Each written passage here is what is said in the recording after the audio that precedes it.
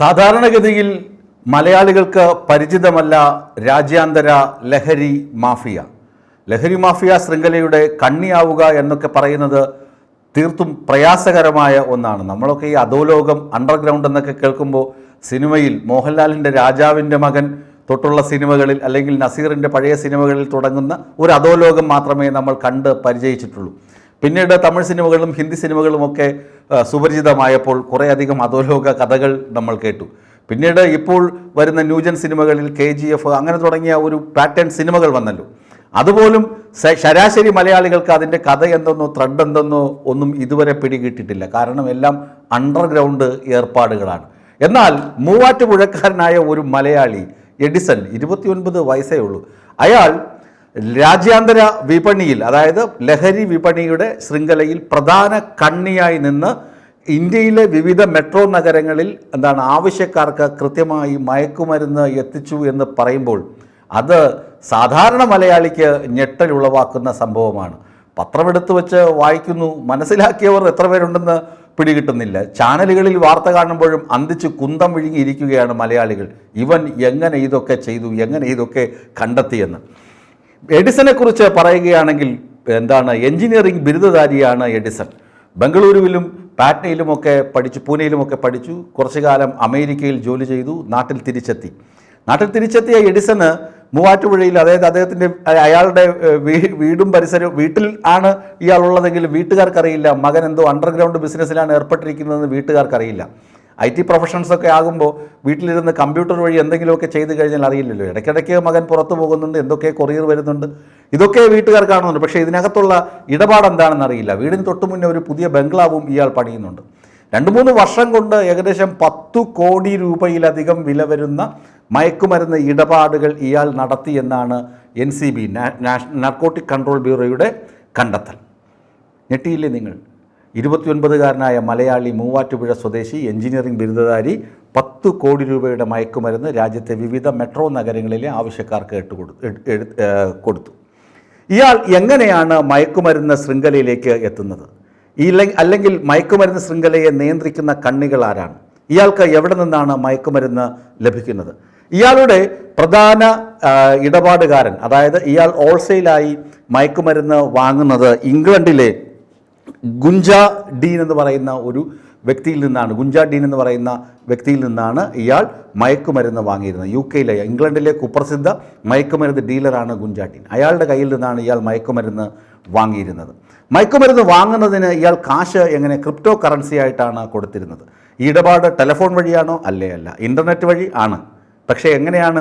ഞാനും നിങ്ങളുമൊക്കെ ഉപയോഗിക്കുന്ന Google chromo അല്ലെങ്കിൽ മറ്റ് നമ്മൾ സാധാരണ ഉപയോഗിക്കുന്ന ഓപ്പറേറ്റിംഗ് സിസ്റ്റമല്ല ഇയാളുടെ കമ്പ്യൂട്ടറുകളിൽ ഉപയോഗിച്ചിരുന്നത്. ആ കമ്പ്യൂട്ടർ ഉപയോഗിച്ചിരുന്ന കൈറ്റ്സ് ഓപ്പറേറ്റിംഗ് സിസ്റ്റം, അതൊക്കെ NCB, നാർക്കോട്ടിക് കൺട്രോൾ ബ്യൂറോ കണ്ടെത്തിയിട്ടുണ്ട്.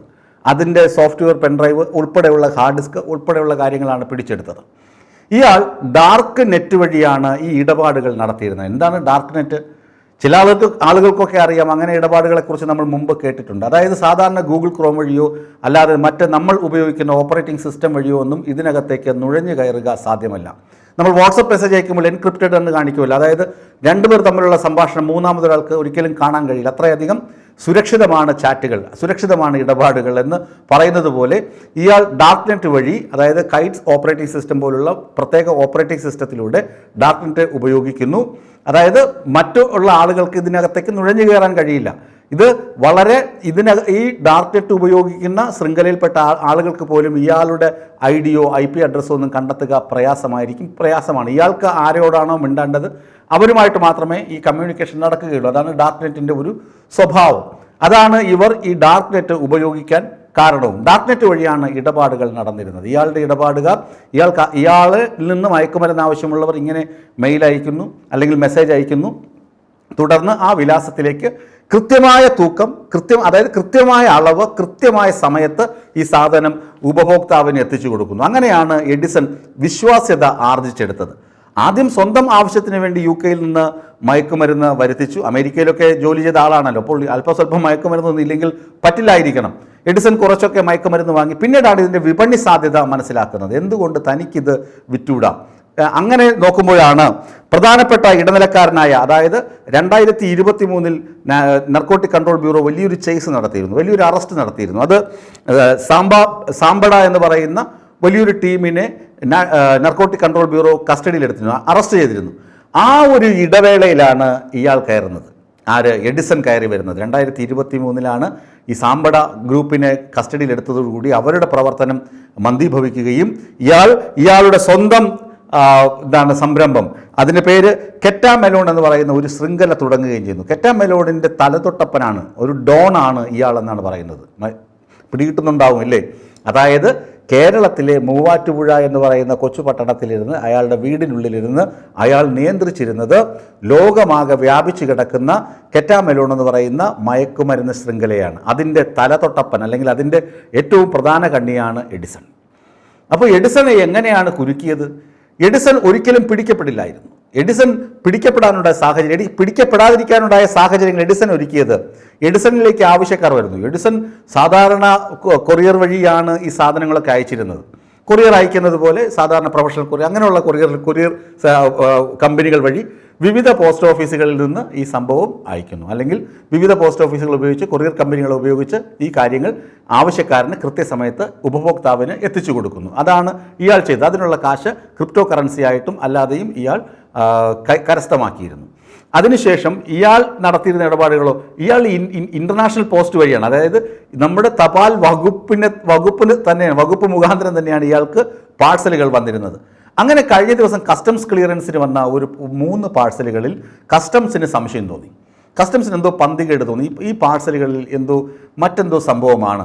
അത് സംശയം തോന്നിയതോടുകൂടി അവർ നർക്കോട്ടിക് കൺട്രോൾ ബ്യൂറോയെ വിവരമറിയിച്ചു, കസ്റ്റംസ് ഉദ്യോഗസ്ഥർ.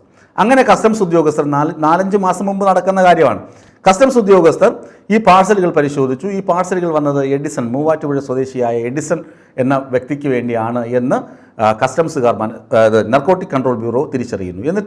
എന്നിട്ടും മനസ്സിലാവുന്നില്ല എഡിസൺ ഇതെങ്ങനെയാണ് കൈകാര്യം ചെയ്യുന്നത്, ഓപ്പറേറ്റ് ചെയ്യുന്നത്. അങ്ങനെയാണ് എഡിസണിൻ്റെ ഡാർക്ക് നെറ്റ് ഇടപാടുകളെക്കുറിച്ച് നർക്കോട്ടിക് കൺട്രോൾ ബ്യൂറോയ്ക്ക് വിവരം ലഭിക്കുന്നതും അവർ ഇതിനെക്കുറിച്ച് പരിശോധിക്കുന്നതും നിരീക്ഷിക്കുന്നതും. അങ്ങനെ 4-5 മാസത്തെ നിരീക്ഷണത്തിനൊടുവിലാണ് എഡിസനെ കസ്റ്റഡിയിലെടുത്ത് അറസ്റ്റ് രേഖപ്പെടുത്തുന്നത്. എഡിസന്റെ കൂട്ടാളിയായ അനൂപ് തോമസും അറസ്റ്റിലായിട്ടുണ്ട്.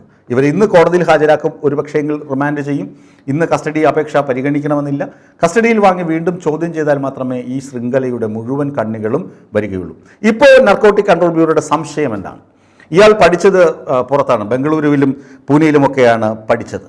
അപ്പോൾ അവിടെ ഇയാൾക്കൊപ്പം പഠിച്ചിരുന്ന ആളുകൾ ഇയാളുടെ സഹായികളായും ഇടനിലക്കാരായും പ്രവർത്തിച്ചിട്ടുണ്ടോ? കാരണം ഇയാൾ എവിടെയാണ് ഇത് വിറ്റഴിച്ചത്? കേരളത്തിലല്ല, ചെന്നൈയിലുണ്ട്, അതുപോലെ ബംഗളൂരു, ചെന്നൈ, ഭോപ്പാൽ, പാറ്റ്ന, ഡൽഹി, ഈ സ്ഥലങ്ങളിലാണ് ഇയാളുടെ ആവശ്യക്കാരുള്ളത്. അപ്പോൾ ഈ സ്ഥലങ്ങളിലെ ആവശ്യക്കാരെ ഇയാൾ എങ്ങനെ തിരിച്ചറിഞ്ഞു? ആവശ്യക്കാർ എങ്ങനെ കെറ്റാ മെലോൺ എന്ന ശൃംഖലയിലേക്ക് കടന്നു വന്നു, ഡാർക്ക് നെറ്റ് വഴി ഇടപാടുകൾ ചെയ്തു? അപ്പോൾ അതിനൊക്കെ ഇടനിലക്കാരായും സഹായികളായും പ്രവർത്തിച്ചത് ഇയാൾക്കൊപ്പം ജോലി ചെയ്തിരുന്നവരാണോ, ഇയാൾക്കൊപ്പം പഠിച്ചവരാണോ? ഇയാൾ എങ്ങനെ ഈ ശൃംഖലയിൽ ഇത്രയും വിശ്വസ്തനായ, അതായത് വിദേശത്തിരുന്ന് ഈ മയക്കുമരുന്ന് ഡീലിങ്സ് ഒക്കെ നിയന്ത്രിക്കുന്ന വിദേശികൾക്ക് പോലും വിശ്വസ്തനായ ഇടപാടുകാരനായി എഡിസൺ എങ്ങനെ മാറി? അനൂപ് തോമസ് എങ്ങനെ എഡിസന്റെ സഹായിയായി വന്നു? ഇത്തരം കാര്യങ്ങളിൽ ഒരു കൃത്യത വരണം. ഇതിന് ആളുകളെ കണ്ടെത്തേണ്ടതുണ്ട്. ആരെ? സഹായികളെ, ഇടനിലക്കാരെ, ഇവരെയൊക്കെ കണ്ടെത്തേണ്ടതുണ്ട്. അതിന് എഡിസണെയും അനൂപ് തോമസിനെയൊക്കെ ഇനിയും ചോദ്യം ചെയ്യേണ്ടിയിരിക്കുന്നു. ചോദ്യം ചെയ്യലിൽ നിന്ന് ലഭ്യമാകുന്ന വിവരങ്ങൾ വച്ചിട്ടാകും നർക്കോട്ടിക് കൺട്രോൾ ബ്യൂറോ മുന്നോട്ട് പോകുന്നത്. ഇയാളിൽ നിന്ന് പിടിച്ചെടുത്ത വസ്തുക്കളെക്കുറിച്ച് നിങ്ങൾക്ക് അറിയാമല്ലോ, നിങ്ങൾക്ക് വായിച്ചിരിക്കാം. ഇയാളിൽ നിന്ന് 1127 LSD സ്റ്റാമ്പുകൾ. ഒരു LSD സ്റ്റാമ്പ് കയ്യിൽ വെച്ചാൽ തന്നെ പ്രശ്നമാണ്. നമ്മുടെ ഷൈൻ ടോം ചാക്കോയൊക്കെ ഓടിയ ഓട്ടം നിങ്ങൾക്ക് കണ്ടിട്ടുണ്ടല്ലോ. അദ്ദേഹം ഇപ്പോൾ അതിൽ നിന്ന് പുനരുജ്ജീവനത്തിൻ്റെ പാതയിലാണ്. അതുപോലെ തന്നെ ഒരുപാട് ആളുകളുടെ, ഈ ഷീല സണ്ണിയുടെ കാര്യം, വ്യാജ ലഹരി കേസിൽ കുടുങ്ങിയ ഷീല സണ്ണിയെ നിങ്ങളാരും മറക്കാനിടയില്ല. അങ്ങനെ നമ്മുടെ മുന്നിൽ ഒരുപാട് ഉദാഹരണങ്ങളുണ്ട്. ചെറിയ തോതിൽ മയക്കുമരുന്ന് കൈവശം വെച്ച ആളുകൾക്ക് തന്നെ വലിയ ശിക്ഷ ലഭിക്കുന്നു, വലിയ നാണക്കേട് സംഭവിക്കുന്നു, അവരുടെ പ്രൊഫഷൻ തന്നെ ലോസായി പോകുന്ന, നഷ്ടപ്പെട്ടു പോകുന്ന അവസ്ഥ വരുന്നു. ആ സമയത്താണ് എഡിസൺ 1127 LSD സ്റ്റാമ്പുകൾ സൂക്ഷിച്ചിട്ട് അത് ഏത് വിലാസത്തിലേക്കാണോ അയക്കേണ്ടത് ആ വിലാസത്തിലേക്ക് കൃത്യമായി ആ പാഴ്സൽ എത്തിച്ചു കൊടുക്കുന്നത്. ആ കൃത്യത എഡിസനെ ഡോണാക്കി മാറ്റിയെങ്കിലും ആ കൃത്യതയിൽ നിന്ന് തന്നെ ആ എഡിസനെ നർക്കോട്ടിക് കൺട്രോൾ ബ്യൂറോ അറസ്റ്റ് ചെയ്യുകയും ചെയ്യുന്നു. ഇത് ഇയാളിൽ നിന്ന് പിടിച്ചെടുത്ത മറ്റു വസ്തുക്കൾ 131 ഗ്രാം കെറ്റാമൈൻ എന്ന് പറയുന്ന മാരകമായ രാസലഹരി കണ്ടെത്തിയിട്ടുണ്ട്. അതുപോലെ 35 ലക്ഷം, ഏകദേശം 36 ലക്ഷത്തോളം രൂപ ഇയാളുടെ ലിക്വിഡ് ക്യാഷ് ഉണ്ടായിരുന്നു കയ്യിൽ. അതുപോലെ ക്രിപ്റ്റോ കറൻസി വിഭാഗത്തിൽ 70 ലക്ഷത്തോളം, അതായത് 1 കോടി രൂപ ഇയാളുടെ വാലറ്റിൽ ഉണ്ടായിരുന്നു. കൈവശം 35 ലക്ഷത്തോളം രൂപ, അതിനുശേഷം 70 ലക്ഷത്തോളം ക്രിപ്റ്റോ കറൻസി. ആലോചിച്ച് നോക്കുക, ഇയാളൊരു കോടീശ്വരനാണ്. അപ്പോൾ ഈ ഒരു 29 വയസ്സ് കൊണ്ട് ഇയാൾ മയക്കുമരുന്ന് വ്യാപാരത്തിലൂടെ കോടികൾ സമ്പാദിച്ചു, ബംഗ്ലാവ് പണിയുന്നു. ഇത് ശരിക്കും പറഞ്ഞാൽ നമ്മൾ സിനിമയിൽ കണ്ടിട്ടുണ്ടാകും ഇങ്ങനത്തെ ആളുകളെയൊക്കെ. അധോലോക ഡോൺ എന്നൊക്കെ കണ്ടിട്ടില്ലേ? ചിലപ്പോൾ തമിഴ് സിനിമയിൽ ഡോണായി മാറുന്ന സൂര്യയുണ്ട്, അങ്ങനെയൊക്കെ കണ്ടിട്ടുണ്ടാകും. മയക്കുമരുന്ന് ബിസിനസ് മോഹൻലാൽ പറഞ്ഞു, മയക്കുമരുന്ന് ഡേർട്ടി ബിസിനസ് എന്ന് മോഹൻലാൽ പറഞ്ഞ് മാറിപ്പോയിട്ടുണ്ട്, മോഹൻലാലിൻ്റെ കഥാപാത്രം. അപ്പോൾ ഞാൻ പറഞ്ഞു വരുന്നത്, ഈ 29 വയസ്സുള്ള മൂവാറ്റുപുഴക്കാരൻ വീട്ടിലിരുന്നിട്ട് 10 കോടിയിലധികം രൂപയുടെ ഇടപാട് ഇതിനകം നടത്തി. 10 കോടി ഒരു പക്ഷേയെങ്കിൽ മലയുടെ, അതായത് അഗ്രം മാത്രമാകാം, ഇനിയും കോടിക്കണക്കിന് രൂപയുടെ ബിസിനസ് ഇയാൾ ചെയ്തിട്ടുണ്ടാകാം. പക്ഷേ പുറത്ത് തെളിവുകളുടെ അടിസ്ഥാനത്തിൽ ഇപ്പോൾ നർക്കോട്ടിക് കൺട്രോൾ ബ്യൂറോ പറയുന്നത് 10 കോടി രൂപയുടെ വരെ ബിസിനസ് ഇയാൾ ചെയ്തിട്ടുണ്ടെന്നാണ്. ഇത് ഞെട്ടലുളവാക്കുന്ന കഥയാണ്. നമ്മൾ പണ്ട് സിനിമാ കഥയിൽ കണ്ട കാര്യങ്ങൾ നാട്ടിൽ നടന്നു തുടങ്ങി. ജാഗ്രത വേണം.